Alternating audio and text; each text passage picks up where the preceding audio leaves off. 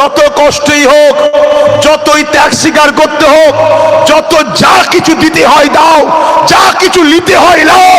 এই বাচ্চাদের ভবিষ্যতের স্বার্থে, এদের ভবিষ্যতের স্বার্থে নিজেদের ঘরে মজবুত হতে হবে। 50, 60, 70টা লাঠি তৈরি করতে হবে কুকুর মারার জন্য।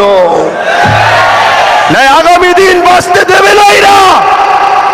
তোমাদেরকে বারবার বলে যাচ্ছি, আমি আব্বাস সিদ্দিকী আমাকে নিয়ে বলছি না, এই যে আমাকে প্রায় কয়েকশো মোটরসাইকেল তকবীর দিয়ে ইস্তেকবাল করতে করতে নিয়ে আসছে।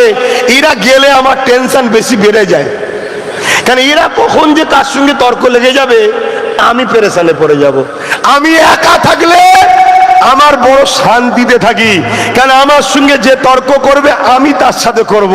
আমি এতটুকু জানি, কেউ যদি দুনিয়ার কোনো বেঈমানের পিছনে ঘুরলে, বেঈমান অত্যাচারী যদি তাকে মনে করে যে আমার সেফটির জন্য কিছু দিয়ে রেখেছে, তাহলে আমি তো আমার আল্লাহর দ্বীনের জন্য ঘুরছি।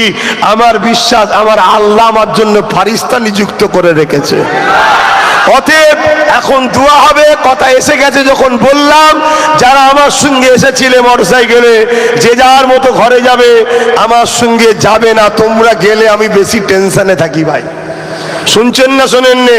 আমি বেশি টেনশনে থাকি। দোয়া করবো না বাদ দিয়ে দেবো? এই মাহফিলটা হলো খুশি না বেজার গো? কিছু কথা বললাম ওয়াকাবলে বলার জন্য, কারো কোনো আপত্তি হলো নাকি?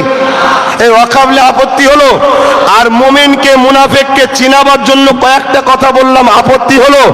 আসুন একটু দাঁড়িয়ে যাই, সালাম দেবো। ইয়া নবী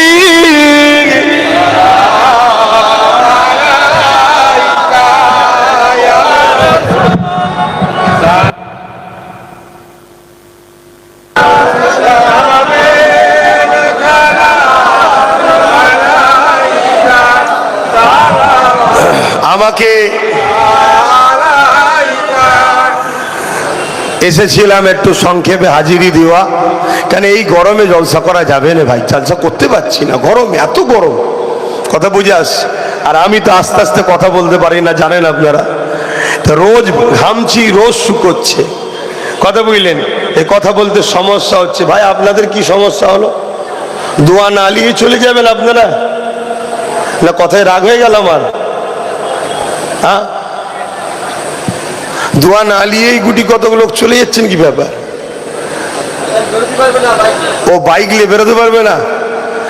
ভয় লাগছে নাকি পিছনে পড়ে গেলে কেউ যদি টেনে নেয়? আচ্ছা আমি নামাজ পড়ে শেষেই বেরোবো খনি, যা আমি অন্ধকারেই বেরোবো খনি। আরে কখনো কখনো নিজেকেও টেস্ট করতে হয়, আমি হকের ওপরে না ভুলের ওপরে। হকের ওপরে থাকলে বেশাক আল্লাহ